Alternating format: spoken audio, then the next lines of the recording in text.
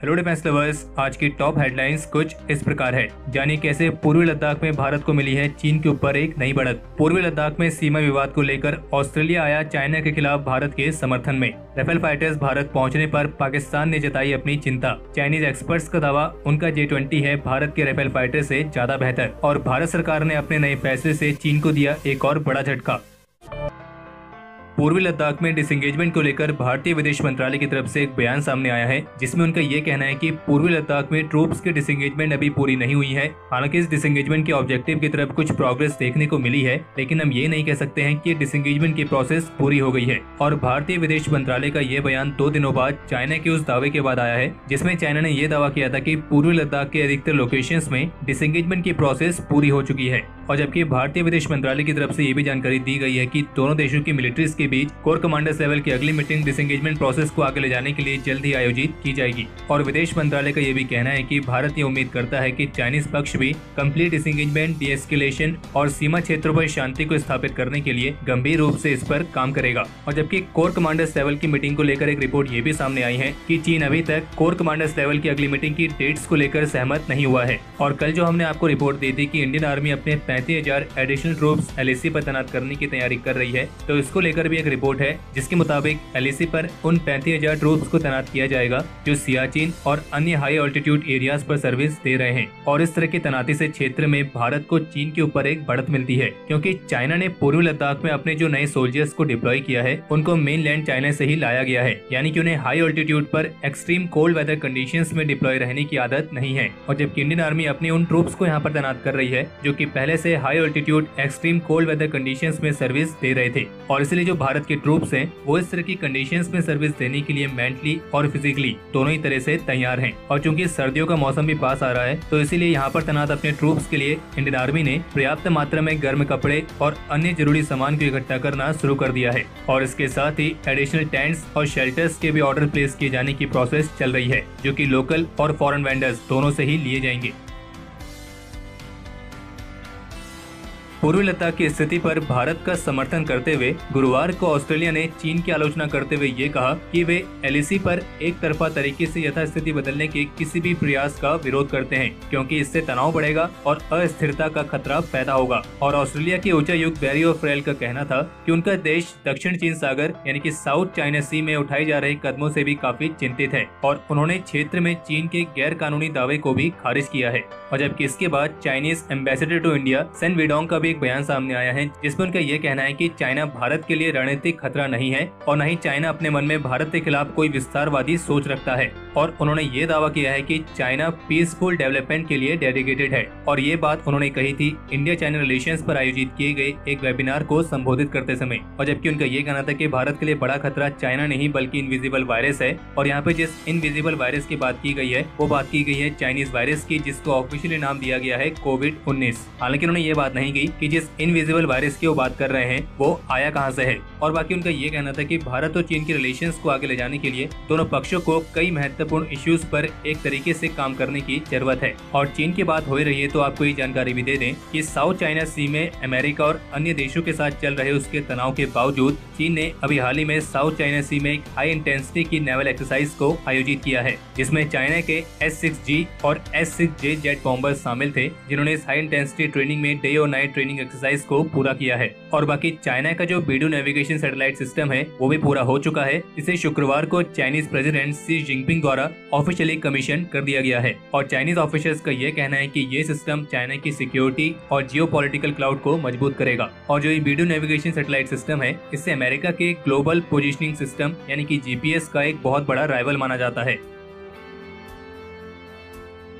भारत दूसरे देश से कोई एडवांस वेपन सिस्टम खरीदे और इस पर पाकिस्तानी सरकार के टॉप ऑफिसर्स का कोई बयान न आए, ऐसा कभी हो नहीं सकता। और इसी परंपरा को बरकरार रखते हुए पाकिस्तान के विदेश मंत्रालय की तरफ से इंडियन एयरफोर्स के 5 राफेल फाइटर्स के भारत आने पर जो प्रतिक्रिया देखने को मिली है, उसके मुताबिक पाकिस्तानी विदेश मंत्रालय का ये कहना है कि भारत अपने परमाणु हथियारों की संख्या और उनकी क्वालिटी दोनों को ही बढ़ा रहा है। और पाकिस्तान के मुताबिक भारत अपनी रक्षा जरूरतों से कहीं ज्यादा हथियार जुटाने में लगा हुआ है, और इसलिए उनके मुताबिक भारत के ऐसा करने से साउथ एशिया रीजन में हथियारों की होड़ बढ़ सकती है।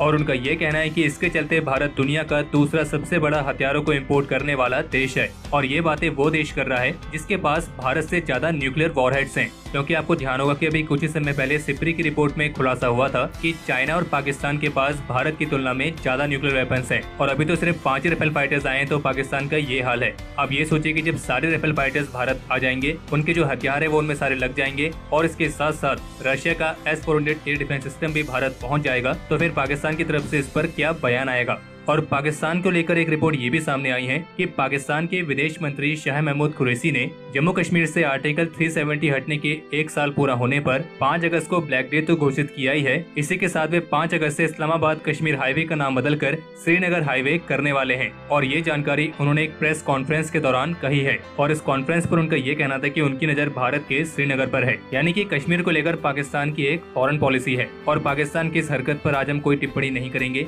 आज ये मौका हम आपको देते हैं जिसके लिए कमेंट सेक्शन खुला है।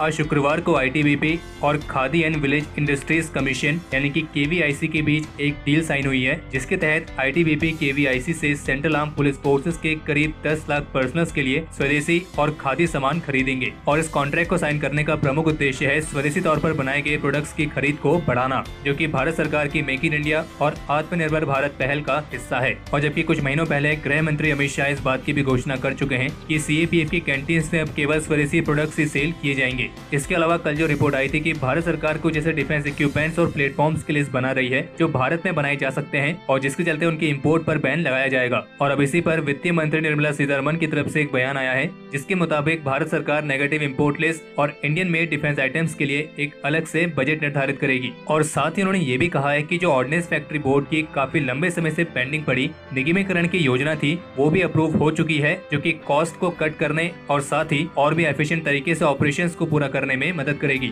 और साथ ही उनका ये भी कहना था कि ऑर्डिनेंस फैक्ट्री बोर्ड की जो फैक्ट्रीज हैं उन्हें निकट भविष्य में मार्केट में लिस्ट किया जाएगा ताकि इनके ऑपरेशंस में ट्रांसपेरेंसी को बनाया जा सके। और जबकि शुक्रवार को चीन को एक बड़ा झटका देते हुए भारत सरकार की तरफ से एक बड़ा कदम लिया गया है, जिसके तहत कलर टेलीविजन सेट्स की इंपोर्ट पॉलिसी में कुछ संशोधन किए गए हैं और इन्हें फ्री से रिस्ट्रिक्टेड यानी कि प्रतिबंधित कर दिया गया है। यानी कि अब ये कलर टेलीविजन दूसरे देशों से इंपोर्ट नहीं किए जाएंगे। और ये चाइना के लिए एक बहुत बड़ा सेटबैक इसलिए है क्योंकि भारत में अधिकतर टेलीविजन चाइना से ही इंपोर्ट होते हैं और ऐसे और भी कई सारे इक्विपमेंट्स हैं जिनकी इंपोर्ट पर प्रतिबंध लगाया गया है।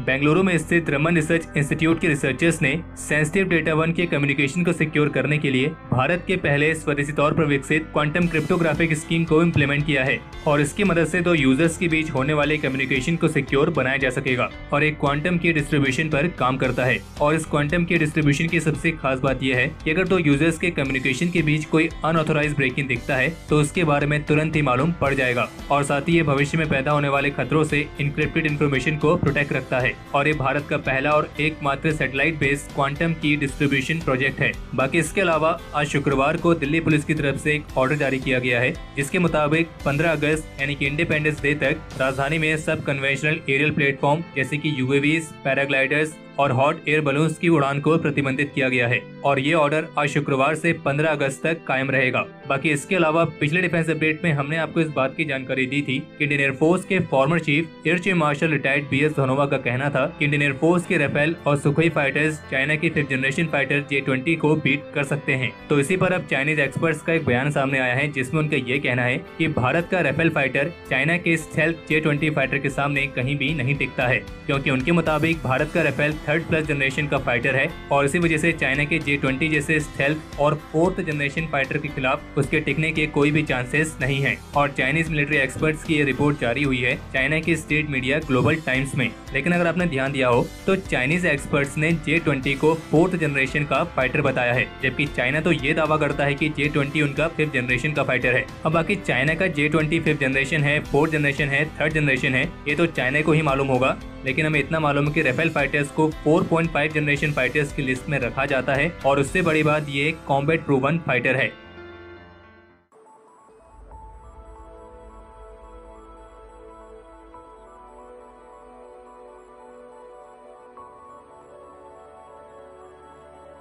तो हमारे आज के इस एपिसोड के लिए इतना ही। अगर आपको यह एपिसोड पसंद आया हो तो इस वीडियो को लाइक करें और अगर आपका कोई सवाल या फिर सुझाव हो तो उसे कमेंट सेक्शन में शेयर करें। बाकी अगर आपने इस चैनल को सब्सक्राइब नहीं किया है तो इस चैनल को सब्सक्राइब करना ना भूलें।